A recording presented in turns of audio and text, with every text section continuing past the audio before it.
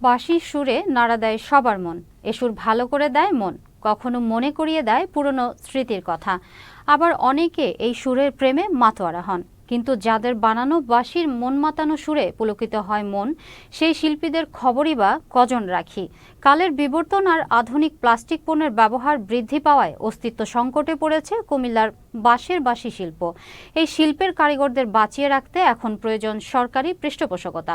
প্রতিনিধি রাজীব সাহার পাঠানো তথ্যচিত্রে বিস্তারিত ডেস্ক রিপোর্টে। বাঁশের বাঁশি তৈরিতে কুমিল্লা নগরীর ১৬ নং ওয়ার্ডের সংরাইশ বৈরাগী পাড়ার বেশ সুনাম ছিল। মান ভালো হওয়ায় এখানকার বাঁশি বিক্রি হতো দেশের বিভিন্ন অঞ্চলে।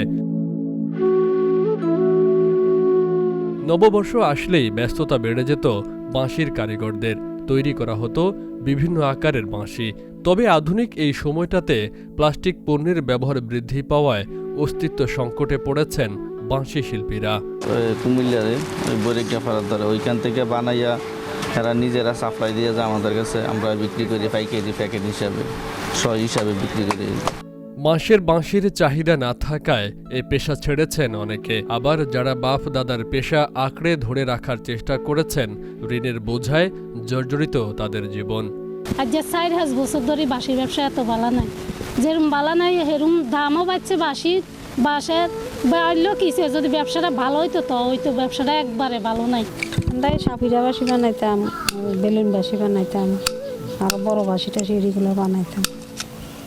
অনকাদের মালের দাম দেখে অনেক কাদের বাঁশি বানাই।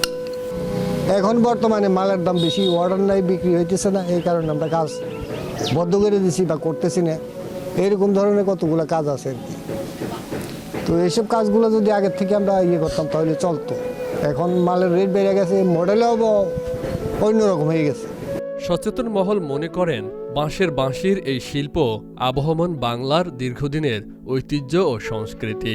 এই শিল্পকে রক্ষা করতে হলে অতি সত্বর সরকারি পৃষ্ঠপোষকতায় শিল্পীদের পুনর্বাসন প্রয়োজন। নদীর পাড়ে, গুমতির পাড়ে বা ডাকাতি নদীর পাড়ে সে বাঁশি, সে মোহনার সুর, মূর্ছনা, আজ তো অনেক শিল্পগুলো, সেই বাঁশিগুলো এখন হয়ে গেছে প্লাস্টিকের বর্জ্য বাঁশির মধ্যে পরিণত হয়েছে। এই সংস্কৃতিকে ধরে রাখতে হলে, এই ঐতিহ্যকে যদি রক্ষা করতে হয়, তাহলে দরকার পুনর্বাসন। বাঁশের বাঁশি তৈরিতে কাজ করে একসময় যারা সংসার চালাতেন, তাদের দিন কাটছে এখন হতাশায়।